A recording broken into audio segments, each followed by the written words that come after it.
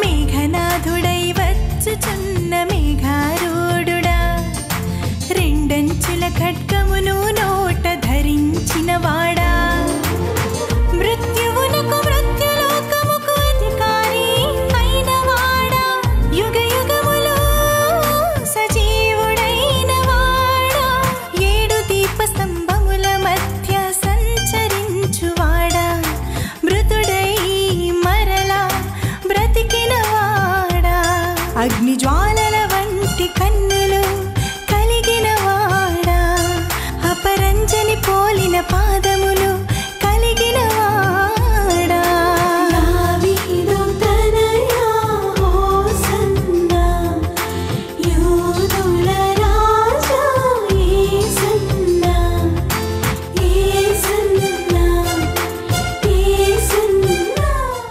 యేసు నామంలో మీకు శుభములు సమృద్ధిగా కలుగునుగాక. మధురం నీ వాక్యం అనే కార్యక్రమానికి స్వాగతం. ఈరోజు మనం పేతురునకు యేసు ప్రత్యేక సందేశం.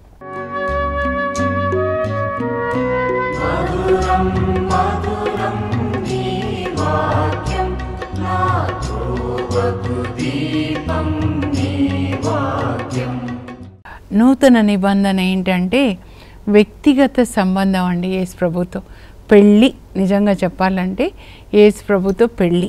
పరిశుద్ధ ఆత్మ మనలోనికి వచ్చి యేసు ప్రభుతో మన పెళ్ళి చేస్తాడు.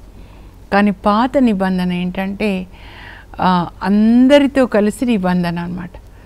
నిర్గమకాండ 20వ అధ్యాయంలో యావే దేవుడు పరలోకం నుంచి వచ్చి వాళ్ళతో నిబంధన చేసుకుంటాడు. ఇజ్రాయేల్ ప్రజలతో వాళ్ళు 6 లక్షల మంది మగవాళ్ళు ఉంటారు, ఇంకా స్త్రీలు పిల్లలు కలిసి 20 లక్షల మంది. వాళ్ళందరికీ కలిసి 10 ఆజ్ఞలు బోధిస్తాడండి.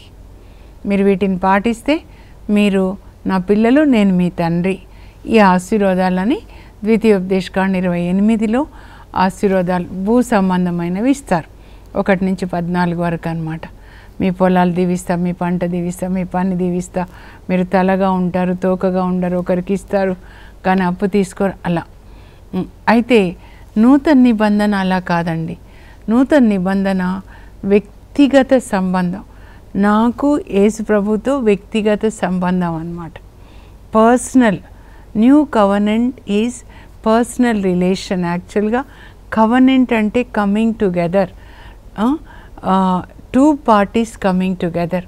వివాహంలో మరి భార్య భర్తలు ఇద్దరూ ఏక శరీరం అవుతారు కదా, ఏక ఆత్మ, ఒకే రక్తం. అలాగే ఈ కవనెంట్ దేవుడు మనతో చేసుకున్న ఈ ఒప్పందంలో ఆయన మనము ఒకే కుటుంబ సభ్యులు. యేసు ప్రభు శరీరంలో శరీరం, దేహంలో దేహం, ఎముకలో ఎముక, ఒకే రక్తం. అందుకే రక్తంతో నిబంధన అన్నమాట. ఒకే రక్తం, ఆయన మనం. ఆయన శరీరంలో మనం శరీరం అయిపోతున్నాం, ఆయన దేహంలో దేహం, ఎముకలో ఎముక.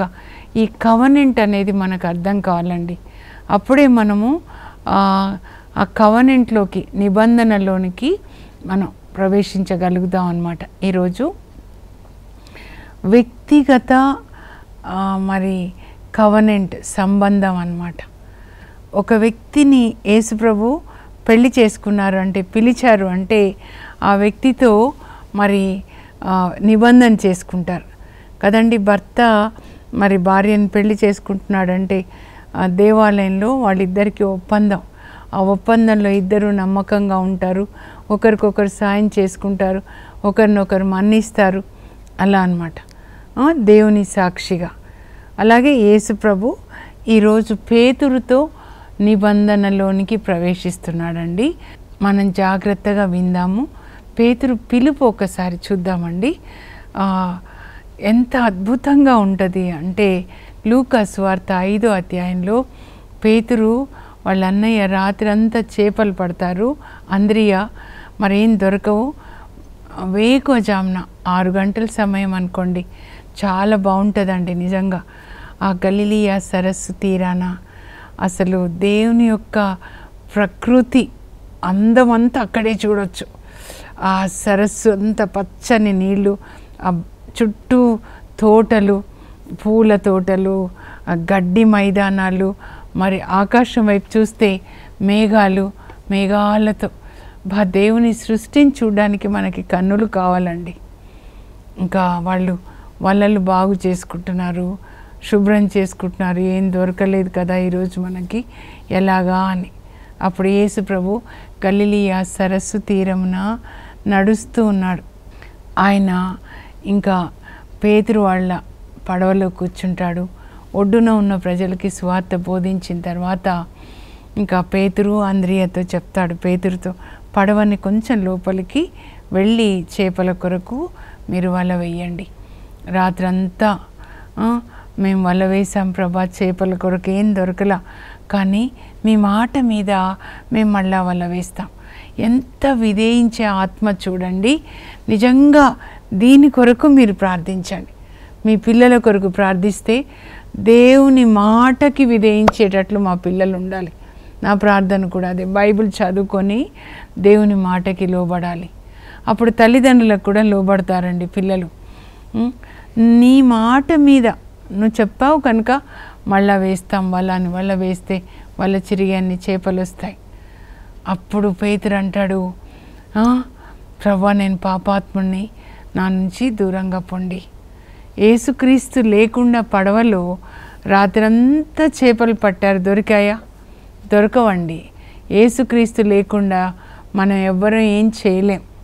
అందుకే యోహాను 15:5 ప్రభు అంటారు, నేను లేకుండా మీరేం చేయలేరు, ఇది నూతన నిబంధన, నేను చేస్తాను కనుక మీ పడవలోనికి నన్ను పిలవండి, మీ ఇంటిలోనికి యేసు ప్రభుని పిలవండి. మీరు మార్చలేరు మీ కొడుకుని, మీ పరిస్థితిని, మీ రోగాన్ని, మీ భర్తని, మీ భార్యని. యేసు ప్రభుని పిలవండి, ఆయన చేస్తాడు. ఆయన వాక్యమే. ఆయన స్తుతిస్తున్నప్పుడు మరి పామ్ సండే రోజు ఎలా యెరూషలేముకి వచ్చారు, అదే మీ ఇల్లు అన్నమాట. అప్పుడు ప్రభు పడవ దిగి అలా నడుస్తూ వెళ్తూ, నీవు నన్ను అనుసరించు, నిన్ను మనుషులను పట్టువారుగా చేస్తాను, మనుషులను పట్టువాడుగా చేస్తాను. అప్పుడు పేతురు అంద్రియ వలలు, చేపలు, మునిగిపోయే అన్ని చేపలు, పడవ అన్నీ విడిచిపెట్టి, సమస్తమును విడిచిపెట్టి యేసు ప్రభుని అనుసరించారు. ఇది నూతన నిబంధన అండి. నూతన నిబంధనలో యేసు ప్రభుని అనుసరించడానికి డబ్బు కొరకు అనుసరించారండి, అన్నిటినీ విడిచిపెట్టి యేసు ప్రభుని అనుసరించారనమాట. ఎంత విధేయత చూడండి. అక్కడ ఇలా వల వేయండి అంటే వేశాడు, ఇలా అనుసరించండి అంటే అనుసరించారు. యేసు ప్రభు బలవంతం చేయలేదు. ఇంకా చూస్తే మత్తయి సువార్త 14లో యేసు ప్రభు నీటి మీద నడుస్తూ పడవ వైపు వస్తున్నారు. వేకోజామున 14 మత్తయి సువార్త, వేకోజామున నీటి మీద నడుస్తూ వస్తున్నారు. వాళ్ళ పడవేమో ఆ గాలికి చాలా దూరం వెళ్ళిపోతుంది. ఎక్కడైనా పెనుగాలి అంటే మీరు గుర్తుపెట్టుకోవాలి, అది పిచాచి అన్నమాట, సాతాన్ శక్తి. అప్పుడు యేసు ప్రభు వస్తూ ఉన్నారు నీటి మీద నడుస్తూ. వాళ్ళు భూతం అని భయపడతారు. ప్రభు అంటారు, భయపడకండి, నేనే, భయపడొద్దు. నూతన నిబంధనలో ప్రభు మనకు చెప్పేది ఏంటంటే, మీరు ఏ విషయంలో భయపడకండి, విశ్వసించండి, దేవుని విశ్వసించండి, నన్ను విశ్వసించండి. నేనే కదా అంటే, నిజంగా నువ్వేనా ప్రభా? ఎట్లా నీటి మీద నడుస్తూ వస్తున్నావు, నీళ్ళలో కాళ్ళు పోవట్లేదు, నిజంగా నువ్వే అయితే నేను కూడా నీలాగా నీటి మీద నడవాలి, నాకు ఆజ్ఞ ఇవ్వవా? అప్పుడు ప్రభు, రా పేతురు రా. చూడండి, పేతురు యేసు ప్రభులాగా ఆయనను అనుసరించాలని, హీ వాంట్స్ టు ఇమిటేట్, ఏది ప్రభు చేశాడో చేయాలని. కానీ తనంతట తను సెల్ఫ్ డిసిషన్ తీసుకొని నీళ్ళలో మునగట్లేదండి. యేసు ప్రభు రానగానే పేతురు నీళ్ళలోకి దూకుతాడండి. మీరు అది ఊహించుకోనండి, నేను కళ్ళతో చూస్తూ ఉంటానన్నమాట. యేసు ప్రభు నడుస్తున్నారు, పేతురు నడుస్తున్నాడు. అబ్బా, ఎంత చక్కగా నీటి మీద. ఇంకా కొంచెంసేపటికి పెనుగాలి వచ్చేస్తుంది. ఆ గాలి భయపడతాడు, ఎందుకంటే భయపడిన తర్వాత నీళ్ళలో ఆయన మునిగిపోతుంటే ప్రభు రక్షించు అని అంటాడు. వెంటనే యేసు ప్రభు ఆయనను రక్షిస్తాడు, నీళ్ళలోంచి బయటికి తీస్తాడు. ఇద్దరు కలిసి పడవలో కూర్చుంటారనమాట. మనము యేసు ప్రభులాగా ఆయన సేవ చేస్తున్నప్పుడు ఆ పెనుగాలి వచ్చినప్పుడు, కష్టాలు వచ్చినప్పుడు భయపడతాం. శరీరం ఉంది కదండి, నేను కూడా చాలా కష్టాలు వచ్చినప్పుడు కొన్నిసార్లు భయం అనిపిస్తుంది అన్నమాట. ధైర్యం తగ్గిపోతుంది. కానీ అప్పుడు ప్రభు మనల్ని నువ్వు మునిగిపో, నీలో విశ్వాసం లేదని విడిచిపెట్టరండి. ప్రభువు నన్ను రక్షించనగానే చెయ్యి అందించి రక్షిస్తారు. మీరు ఏ విషయంలో మీకు రక్షణ కావాలి, సాయం కావాలి, ఇదొక్క చిన్న ప్రార్థన చేయండి. మత్తయి 14:30 పేతురులాగా ప్రభువు నన్ను రక్షించండి. నాకు అందుకే పేతురు అంటే చాలా చాలా ఇష్టం అండి.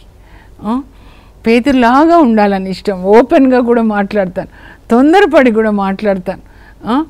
అయితే ఆయన హృదయం మాత్రం చాలా ప్యూర్ అండి.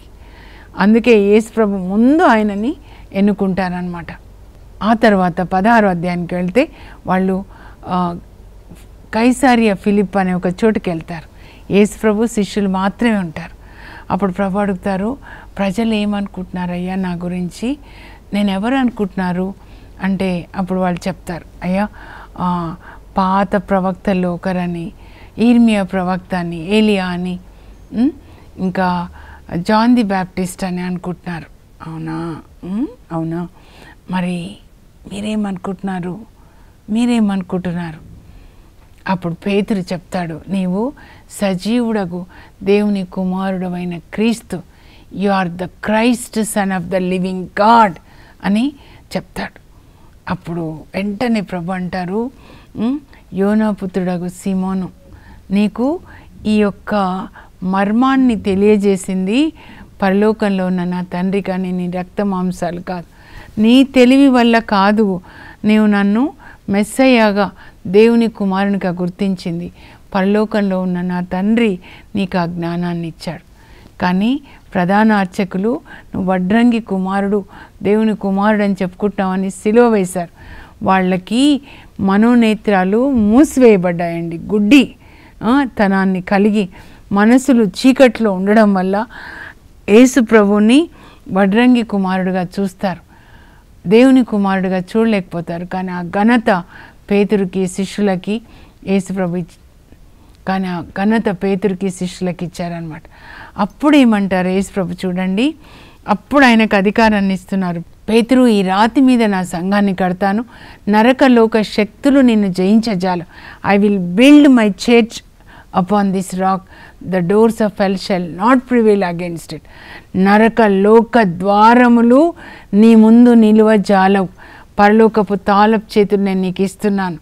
నువ్వు భూలోకంలో ఏది బంధిస్తే పరలోకంలో అది బంధించబడుతుంది. నువ్వు భూలోకంలో ఏది విప్పితే పరలోకంలో అది విప్పబడుతుంది. ఆ అధికారాన్ని ప్రభు మీ అందరికీ ఇచ్చుదురుగాక. మనం బంధించాలండి సైతానికి సంబంధించినవన్నీ, అబద్ధాలు, దొంగతనాలు, త్రాగుడు, వ్యభిచారము, ఇదిగో యుద్ధానికి సంబంధించినవి ఏమేమి తయారు చేస్తున్నారు, డ్రగ్స్, ఇంకా ఆ తర్వాత గన్స్ షాప్స్లో పెట్టి అమ్ముతున్నారండి అమెరికాలో. అయితే సైతాన్కి సంబంధించిన పాపపు సినిమాలు, ఛానల్స్, నరకానికి మనుషులని తీసుకుని వెళ్ళే నరకలోక ద్వారములన్నీ మూసివేయబడునుగాక. నేనైతే ప్రార్థన చేస్తానండి, వైన్ షాప్స్ ప్రొడక్షనే ఆగిపోవాలి ప్రభా, మూసివేయబడాలి. సినిమాలన్నీ ఆగిపోవాలి. ప్రొడక్షన్, యుద్ధ విమానాలు, నౌకలు, ఏంటేంటో మరి అవన్నీ మూసివేయబడును గాక. సైతానికి సంబంధించిన ఛానల్స్ మూసివేయబడును. అయ్యా, పరలోకం నుంచి నీ ప్రేమ, నీ నీతి, నీ రాజ్యం నాయన పరిశుద్ధాత్మ వచ్చును, మా మనోనేత్రాలు తెరచును గాక. పరిశుద్ధాత్మ మమ్మల్ని నీతి మార్గంలో నడిపించు. మా దేశంలో నీతి న్యాయం ప్రవహించును గాక ప్రభా. ప్రేమ, కరుణ మేము విప్పుతున్నాం. ఆత్మ ఫలాల్ని మనం విప్పాలన్నమాట. పేతురుకు అధికారాన్ని మరి యేసు ప్రభు ఇస్తారండి. ఆ తర్వాత చూడండి, చివర కడరా భోజన సమయంలో మత్తయి 14 మీరు చాలా చాలా చదవాలి. నూతన నిబంధనని ఆ రోజు స్థాపిస్తారనమాట. సినాయి పర్వతం దగ్గర మోషే ద్వారా పాత నిబంధనని స్థాపిస్తారు యావే దేవుడు. ఇప్పుడు నూతన నిబంధన యావే దేవుడు యేసు ప్రభు ద్వారా స్థాపిస్తారు. ఆ నూతన నిబంధనలో ఆశీర్వాదాలన్నీ చెప్తారు. పరలోకాన్ని ఇస్తాను, మీరు నా ఆజ్ఞలు పాటిస్తే నేను తండ్రిని ప్రార్థిస్తాను, ఆయన మీతో ఎల్లప్పుడూ ఉండడానికి మరొక ఆదరణకర్తని మీకు ఇస్తారు. ఆయన మీలో నివసిస్తారు, మీతో నివసిస్తారు. మేము ముగ్గురం వచ్చి నివసిస్తాం, తండ్రి కుమార పరిశుద్ధాత్మ. పరిశుద్ధాత్మ మీలో ఉన్న ఆత్మ మీకు సమస్త విషయాల్ని బోధిస్తాడు. దేవుని గురించి, ఆ తర్వాత సైతాను గురించి కూడా ఆయన బోధిస్తారు. మనకి జ్ఞానాన్ని ఇస్తారని చెప్తారండి. ఇంకా తర్వాత ఇప్పుడు చూడండి, పునరుత్థానుడైన తర్వాత నిన్న మనం ధ్యానించుకున్నాం కదా, మీరు ప్రపంచం అంతటా వెళ్ళి సువార్తని బోధించండి. యేసు ప్రభు శిష్యులకి చెప్తారు కదండి. మరి అప్పుడు నేను అనుకుంటాను, గురువారం రోజు రాత్రి కడరా భోజన సమయంలో యేసు ప్రభు అంటారు, గొర్రెల కాపర్ని కొడతారు, గొర్రెలన్నీ కూడా చెల్లా చెదరైపోతాయి. మీరందరూ నన్ను విడిచిపెట్టి వెళ్ళే సమయం వచ్చిందంటే, లేదు ప్రభా, వీళ్ళందరూ వెళ్ళినా నేను మాత్రం వెళ్ళను, నేను నీకోసం ప్రాణం ఇస్తాను అనే పేతురు అంటారు కదండి. కానీ యేసు ప్రభు అంటారు, ఈరోజు రాత్రి కోడి కుయ్యక ముందే 2 మార్లు నీవు నన్ను ఎరగనని 3 మార్లు బొంకుతావు. అలాగే జరుగుతుంది. ఆ రోజు రాత్రి, గురువారం రాత్రి నాకు ఆయన తెలిస్తే ఒట్టు అని. ఆ తర్వాత యేసు ప్రభుని కొరడాలతో కొట్టి రక్తపు ముద్దగా బయటికి రావడం, కోడి కుయ్యడం, అప్పుడు యేసు ప్రభు పేతురు వైపు చూడడం, పేతురు యేసు ప్రభు వైపు చూడడం, వెక్కి వెక్కి ఏడుస్తాడు పేతురు కదా. కానీ ఇప్పుడు పునరుత్థానుడైన తర్వాత నేను అనుకుంటాను, వీళ్ళందరూ పారిపోయారు కదా, 11 మంది కూడా. ఇంకా యూదా ఇస్కరియోతు అయితే పట్టించాడు అనుకోండి, ఆయనను ప్రక్కన పెడితే వీళ్ళందరూ పారిపోయారు. అందరూ అంటారు, మేము మీకోసం ప్రాణం ఇస్తామని. కానీ గెత్సెమనే తోటలో ఆయనను బంధించడానికి వచ్చినప్పుడు అందరూ పారిపోతారు. గురువారం రాత్రి, ఈరోజు ఆదివారం సాయంకాలం వాళ్ళందరికీ ఆయన దర్శనం ఇస్తాడు. మీరు ఇలా అన్నారు అని అనట్లేదండి. యేసు ప్రభు ఎప్పుడూ నిన్న జరిగినటువంటి దాన్ని ఆయన గుర్తుపెట్టుకోరు. మీకు శాంతి కలుగును గాక, బిడ్డలారా మీకు శాంతి కలుగును గాక అని చెప్తున్నాడు. ఇప్పుడు అలా చెప్పి మీరు ప్రపంచం అంతటా సువార్తని బోధించండి అని యోహాను 20లో కూడా చెప్తాడు, మీకు శాంతి కలుగును గాక అని. వాళ్ళ మీద పరిశుద్ధాత్మని ఊది, ఇదిగో వాళ్ళ మీద పరిశుద్ధాత్మని ఊది ఏమంటారంటే, నా తండ్రి నన్ను పంపినట్లుగా నేను మిమ్మల్ని పంపిస్తున్నాను, మీరు పరిశుద్ధాత్మని పొందండి. మీరు ఎవరి పాపాలు మన్నిస్తే అవి మన్నించబడతాయి. అంటే మనం ఒకరిని మన్నించాలంటే మన శరీరంతో కాదండి, పరిశుద్ధాత్మ మనలోనికి, యేసుప్రభు ఆత్మ, కల్వరిలో మన్నించిన యేసుప్రభు ఆత్మ మనలోకి రావాలన్నమాట. అలా వచ్చినప్పుడు మనం క్షమించగలుగుతాం. ఆ తర్వాత చూడండి 21వ అధ్యాయంలోకి వద్దామండి. ఇప్పుడు పేతురు చూడండి, మీరు సువార్తను బోధించండి నాయన అని పేతురుకి అంత అధికారాన్ని ఇస్తే కూడా ఒకరోజు మరి సాయంకాలం అవుతుంది, 6 గంటలకి ఆయన పుట్టినప్పటి నుంచి యేసుప్రభు ఆయనను పిలవక ముందు 3.5 సంవత్సరాలకి ముందు వరకు సాయంకాలం కాగానే ఆయన చేపలు పట్టడానికి పోతాడనమాట. వాళ్ళ అన్నయ్య అంద్రియా కలిసి. అప్పుడు ఆ రోజు అంటాడనమాట, నేను చేపలు పట్టబోచున్నాను అనగానే ఇంకా మేమును నీ వెంట వచ్చేదమోచ్ అని ఆయనతో పాటు 6 వచ్చేస్తారండి. జబదాయి కుమారుడు ఉంటారు, తోమా ఉంటాడనమాట. మేము కూడా నీతో వస్తామని చెప్పేసి వాళ్ళు కూడా వస్తారనమాట. అప్పుడు వాళ్ళు రాత్రంతా చేపలు పడతారు, కానీ ఏమి దొరకవు. యేసు ప్రభు వాళ్ళని వెతుక్కుంటూ వస్తారండి. తిబేరియా సరస్సు తీరానికి వచ్చి, బిడ్డలారా బిడ్డలారా మీ వద్ద తినుటకు ఏమైనా ఉన్నదా? చూడండి ఎంత ప్రేమగా వాళ్ళని బిడ్డలారా అని పిలుస్తున్నారు. అంత ద్రోహం చేశారు, అబద్ధం ఆడాడు పేతురు, వీళ్ళైతే పారిపోయారు, కానీ ఎంత ప్రేమ చూపిస్తున్నారు. అదండి యేసుప్రభు అంటే, అది అంత ప్రేమ. మన ఆయనకి ఎంత ద్రోహం చేసి ఎన్నిసార్లు పొడిచి ఆయనని ఎన్నిసార్లు మరలా సిలువ వేస్తున్నాం పాపం చేస్తూ, కానీ ఆయన మరలా ఆశీర్వదిస్తున్నారు. ఆయన ప్రేమను అర్థం చేసుకోలేకపోతున్నాం. బిడ్డలారా మీ వద్ద తినుటకు ఏదైనా ఉందా అంటే వాళ్ళు ఎవరో అనుకుంటారనమాట. లేదు అంటారు. అప్పుడు యేసు అంటారు, పడవకు కుడివైపున వల వేయండి అని. అలాగే వల వేస్తే వల చిరిగే అన్ని చేపలు. ఉదయం అవుతూ ఉందన్నమాట. అప్పుడు వల చిరిగే అన్ని 153 పెద్ద పెద్ద చేపలండి. లాగలేకపోతారనమాట. అప్పుడు వెంటనే మొదటి సంఘటన గుర్తొస్తుందన్నమాట యోహాన్కి. ఆయన ప్రభువే అనగానే ఇంకా పై వస్త్రాన్ని కప్పుకొని ఎంత తొందర అంటే ఆ సముద్రంలోకి దూకుతాడండి పేతురు. గబాగబా యేసు ప్రభు కొరకు అనమాట. మిగతా వాళ్ళు పడవని నడుపుకుంటూ వస్తారు. తర్వాత కానీ ఇంకా మీరు చదివితే ఆ చేపలతో ఉన్న వలని పేతురే ఒడ్డునకి లాగుతాడనమాట, అన్ని చేపలు. అప్పుడు యేసు ప్రభు వాళ్ళు వచ్చేసరికి ఉదయం 6 అవుతుందేమో, ఆకలేస్తుంది కదండి, రాత్రంతా చేపలు పట్టారు. అప్పుడు వాళ్ళు వచ్చేసరికి యేసు ప్రభు ఆ బొగ్గు మంటల మీద వాళ్ళకి చేపని రొట్టెని కాల్చి రెడీగా పెడతాడు. ఇంకా మీరు పట్టిన చేపలు కూడా ఇంకా కొన్ని తీసుకురండి అంటే అవి కూడా తెస్తే వాళ్ళందరికీ బ్రేక్ఫాస్ట్ రెడీగా చేసి పెడతారు. ఎంత మంచి ప్రభు చూడండి. తినండి అని అందరికీ తినిపిస్తారు. తినిపించిన తర్వాత పేతురు రాయ్యా మనిద్దరం అలా వాకింగ్కి వెళ్దాం అని ఆ సరస్సు తీరాన నేను అనుకుంటాను. యేసు ప్రభు పేతురు భుజాల మీద చేయి వేసి ఇద్దరు నడుస్తున్నారు. పేతురు, నీవు నన్ను వీళ్ళందరికంటే ఎక్కువగా ప్రేమిస్తున్నావా?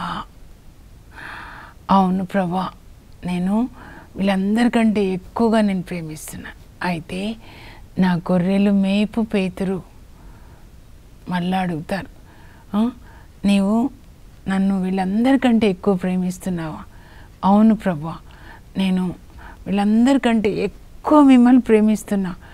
అయితే నా గొర్రెలు మేపు. మళ్ళా అడుగుతారు, నీవు నన్ను వీళ్ళందరికంటే ఎక్కువగా ప్రేమిస్తున్నావా? అప్పుడు పేతురుకి బాధ అనిపిస్తుంది. ఎందుకు అట్లా అడుగుతున్నారని మనసు నొచ్చుకొని, నీకంతా తెలుసు ప్రభా, నీకు నా హృదయం తెలుసు, నా బలహీనతలు కూడా తెలుసు. నా హృదయం నిన్ను ప్రేమిస్తుందని తెలుసు, కానీ శరీరంలో బలహీనత వల్ల అబద్ధం ఆడాను, నేను పారిపోయాను, నీకంతా తెలుసు అని చెప్పినప్పుడు యేసు ప్రభు అంటారు, పేతురు, నువ్వు యువకుడుగా ఉన్నప్పుడు నడుము బిగించుకొని నువ్వు ఎక్కడికి వెళ్ళాలో అక్కడికి వెళ్తావు, కానీ నువ్వు వృద్ధుడైనప్పుడు నీ చేతులు చాస్తావు, వేరొకరు నిన్ను కట్టి నీకు ఇష్టం లేని చోటుకు తీసుకొని వెళ్తారు. అంటే ఆయన మరణం అన్నమాట. పేతురు కూడా సిలువలో మరణిస్తాడు కదండి, క్రీస్తు శకం 67లో. ఇది క్రీస్తు శకం 30 యేసు ప్రభు పునరుత్థానమైన ఆ సంవత్సరం అన్నమాట. అంటే 37 సంవత్సరాల తర్వాత పేతురు సిలువలో మరణించబోతున్నారని యేసు ప్రభు పేతురుకి చెప్తాడండి. అప్పుడు వెనకాల యోహాను వస్తుంటే, మరి ఈయన సంగతి ఏంటి ప్రభు అంటే, ఆయన సంగతి నీకెందుకులే, నేను నీకేమిచ్చానో అది చెయ్యి. మనము ఇంకొక దైవజనుడు సేవ ఏంటి అది కాదు, దేవుడు నాకేమిచ్చారో దాన్ని మనం చేయాలి. ఇలా ఒంటరిగా పేతురుకి యేసు ప్రభు ఆదేశాలు ఇచ్చారు కదండి, నా గొర్రెల్ని మేపు. నాకు కూడా యేసు ప్రభు ఇదే ఆదేశాన్ని ఇచ్చారండి, నా గొర్రెల్ని మేపు. దేంతో మేపాలి? ఈ వాక్యంతో మేపాలండి.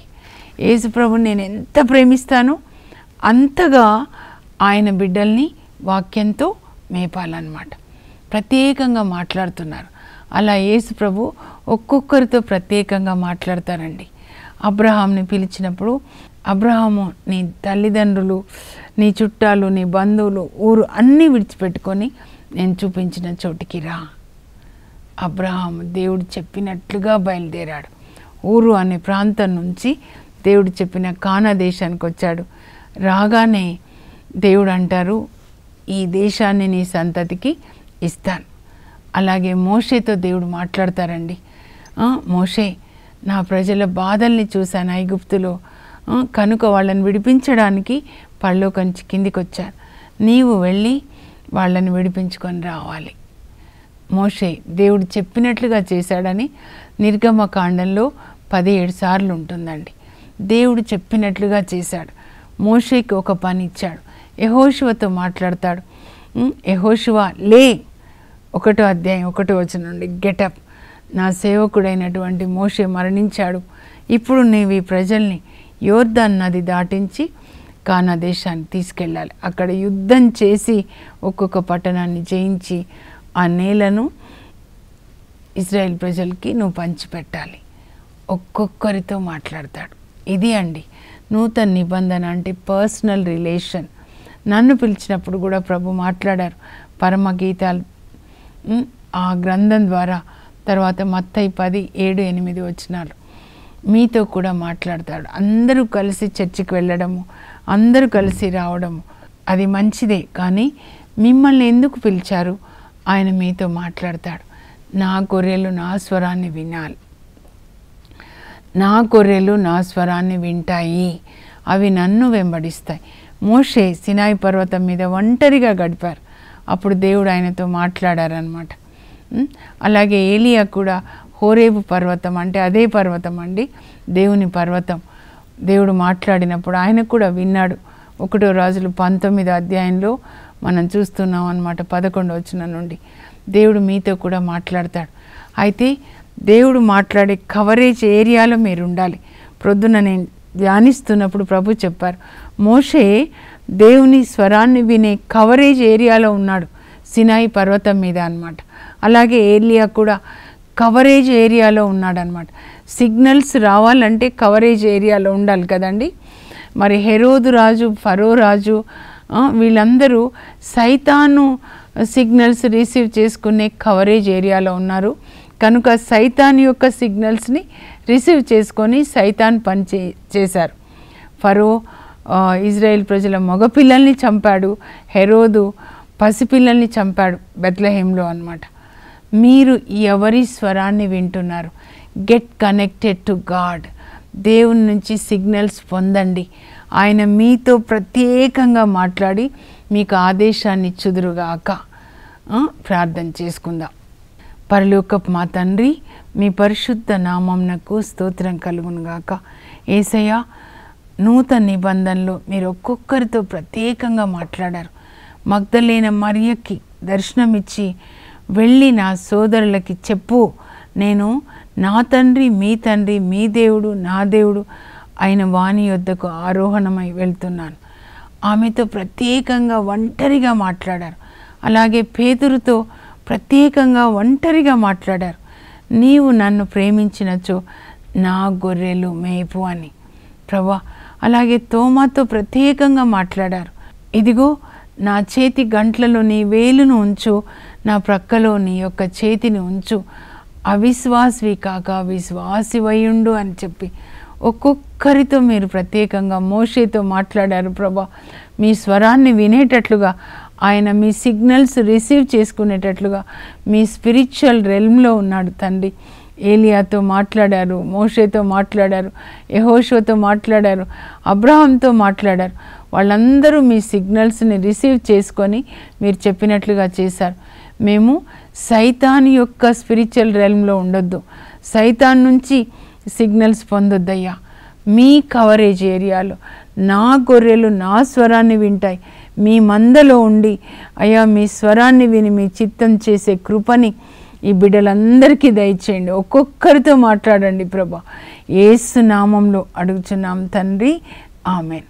యేసు ప్రభు యొక్క సిగ్నల్స్ రిసీవ్ చేసుకునే కవరేజ్ ఏరియాలో ఉండి ఆయన చెప్పింది మీరు విని ఆయన చెప్పింది చేసే కృపని దేవుడు మీకు దయచేయను గాక. God bless you. Have a blessed day. For information, please contact us. Our address, Mrs. Jacinta Rani, 214 Pavani Estates, near St. Anthony's High School, Himayat Nagar, Street number 8, Hyderabad 29. మంచు జల్లు, ఇది మహిమ జల్లు, మంచు జల్లు.